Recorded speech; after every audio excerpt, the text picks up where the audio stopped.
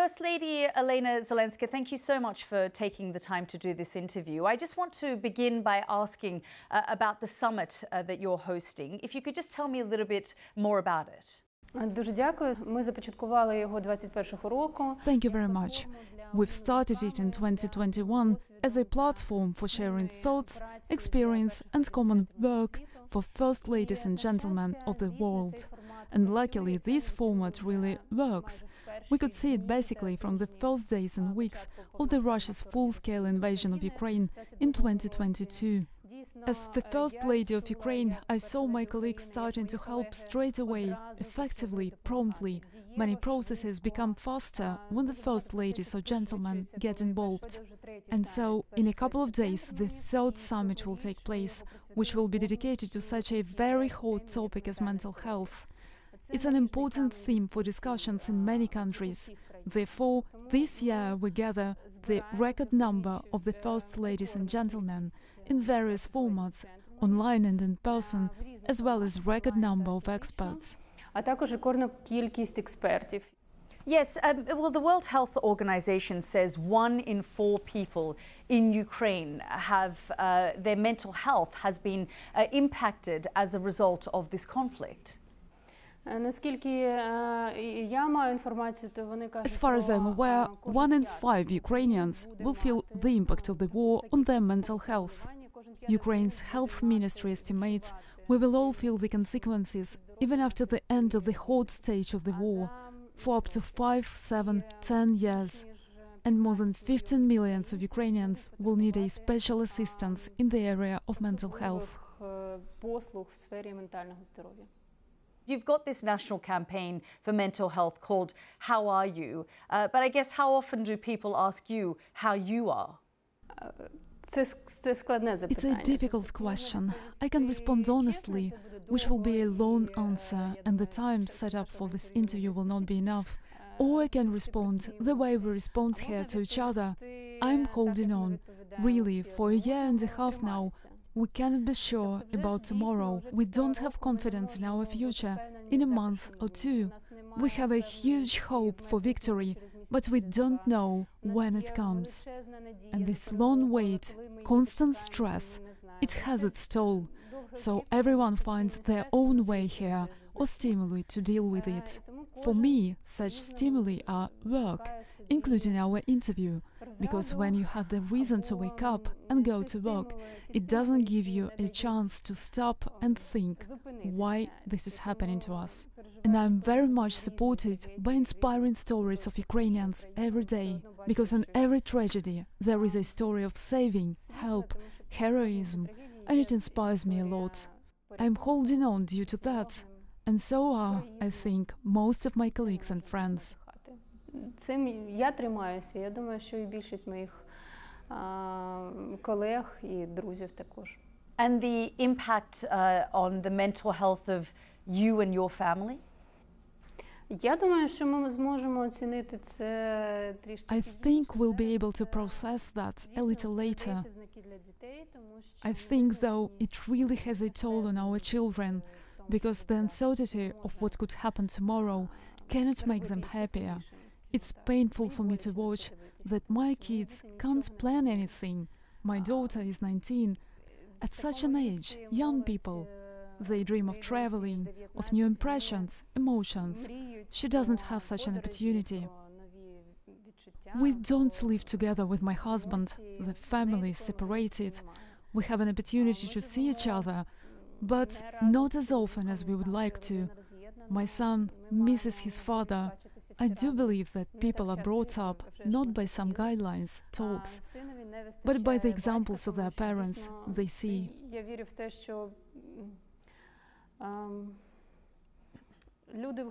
And he doesn't see much of that now. Because you must look at a person, see them in real-life situations. I miss that. My son misses that. My husband misses that. But we stay strong.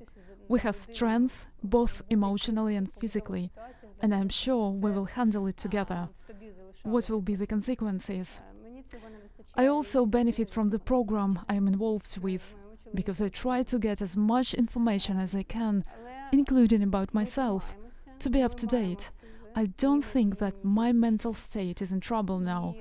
I am doing my best to avoid horrific consequences that might have occurred.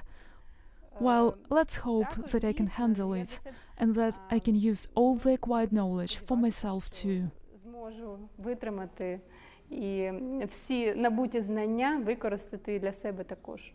How do you deal with other strains on your family? I mean, for example, your husband being compared to Winston Churchill. How do you respond to that? Ну, я просто тут дивлячись, з якого It depends on the way you'd like to look at Winston Churchill. Of course, he's a historical figure. I did not dream about my husband becoming a historic person. Maybe it's selfish, but I need a husband, not a historical figure beside me. But on the other hand, if it's about a leader who led his country through the difficulties of war, if that kind of comparison would be accurate, I'd love it. He really does have the energy, the willpower, inspiration, and stubbornness to go through this war. So we finally see our long-awaited victory. I believe in him, and I support him. I know that he has enough strength. For any other person I know, I think it would be much harder to handle this situation. He really is a very strong and resilient person. And this resilience is what we all need right now. Міцна людина і витривала. І оця витривалість зараз нам всім дуже потрібно. Do you give him advice behind the scenes when you see him reacting to something or some policies? Do you find yourself, just advising him just when you're quietly together? Ну, я вважаю, що це зовсім не етично давати Well, it doesn't seem поради ethical for me to президентові. advise the Я president. людина, I'm his wife, not his political advisor. To be honest, we try not to discuss such issues in our family. We can talk about different things, but he doesn't ask me for advice, and even if I were to give him advice, I'm not sure he would use it. On a personal level, yes, like a wife to her husband. If he asked me for my advice, I would gladly offer it. However, I don't believe he needs it right now. He lives with the war, with the fights. I can't advise him on weapons supply, it's quite clear. How else I can help? You see his interviews, he needs weapons, he needs to strengthen us, because we must overcome this. Щоб нас підсилювали, тому що ми маємо впоратися. I just wonder, when was the last time you slept well? 2 дні тому. 2 days ago. Нам пощастило, не було повітряної We were тривоги lucky вночі. not to have a red siren at night. These are unique cases that don't happen every day. I had a day off and I just woke up on Saturday morning when I wanted, without having to wake up at night and to run to a shelter. It was great. Біганини до підвалу. І це було класно. Are you concerned that the world is eventually going to get tired of this conflict and look away? Це буде трагедія для світу, я вважаю, якщо це стане. This would be a tragedy for the world, I think, if it happens. I believe that that will not happen. That would be a shame. A lot of people say that this is not just a war. This is the war for values. If we stop defending those values now, and this is what might happen if the world gets tired and says that it is no longer interested, then it means that our values will lose. Then the right of strength, the right of aggressor will rule the world, and no one will be safe anymore. But I believe that most of the world understands that, and therefore there is a hope that we will get our joint victory together, because we are going through all of that together for over a year and a half, and that's why the victory will also be our common victory. Здобудемо нашу спільну перемогу. First Lady Olena Zelenska, thank you so much for your time and good luck with your summit. Thank you.